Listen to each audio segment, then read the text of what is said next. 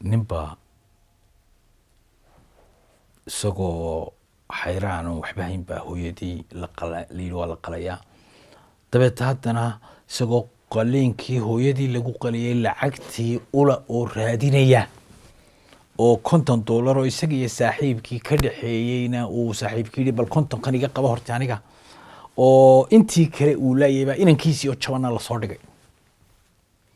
saa labadaba dhakhtarkii lacag la weydiiyey oo ma haya lacagna 50 kaas oo haya labadiibana waa arrin degdega waa qaliin iyo jabniin oo hooye iyo inankii labadii dhanba ay kaga timi ayaa isaga oo isagii ninkii la socday aabayin oo dhakhtarka Hargeysa hor fadhiyaan ayay gabadhi hor istaagtay gaariba ay ka soo degtay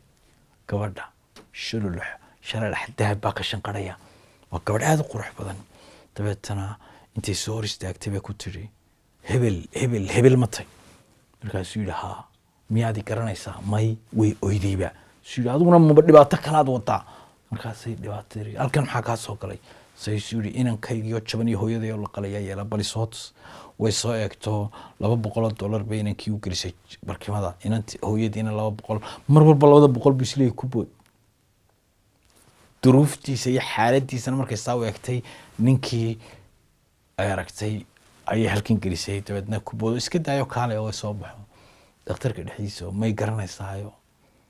markaasaa uu yidhi maya say oyday soo haddana la ooyey markan de inaanay masiibo wadin u gartay ka bacdina waxay ku tiri ganacsigaagii maxaa ku dhacay waa kii baaba ay yidhi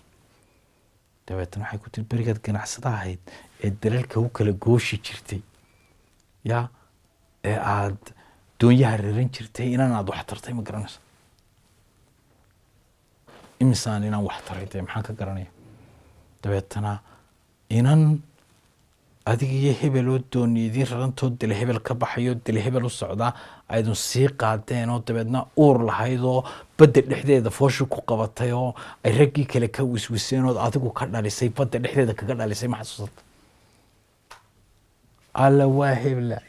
ood markii dambena si fiican u anba bixiso dhakhtar sii geysid alla waa hebla markaasa la isku dhegdhegay taariikh la xasuustay markaasay tiri sayid inankii aan kaa dhaliyay saytiri waa kan gaadhiga ii wadan inankiina maba fogey waa kan gaadhigana ku hor istaajiyey wada isug bay tiro ninkeedii suuqa maraya la hadashay degdeg igu soo gaar dhakhtarka waxbaa dhacay wuu yimid ninkan miyaad garanaysaa may ninkani waa ninkii hebel badda guudkeeda igaga umriyey hooyadii oo la qalayay inankiisii oo jaban baa yaala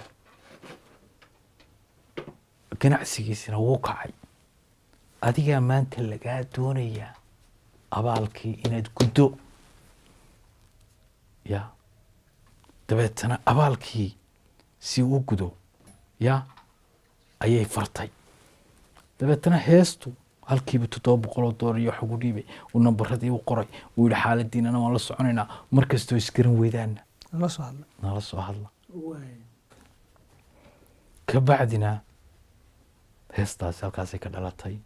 waxaa eryadeeda ka mid ah kolley iyo kolley ruuxii damiirlee dadnimada yaqaana dawgu kama habaabe dowladii iyo bulshihii qofkay doontaba ha noqotee doqon baa abaal gadi intay dunida joogtee waxaan kula dardaarmoon dabaday jirana faray dad qofkii wax kugu taray daacad kuugu hagar baxay kaaga doonay meel adag wuxuu galay wax doorsada si ka diran ugu celi hadduu diida waayuhu noqon ruux ku dayn baxa dibnihii iyo afkiisoo ducaa ugu abaalguda haddaad wax kaloo aad ku gudi weyda nabigaa yidhi qofka abaalka kuu gala u gud haddaad u gudi kari weydo u ducee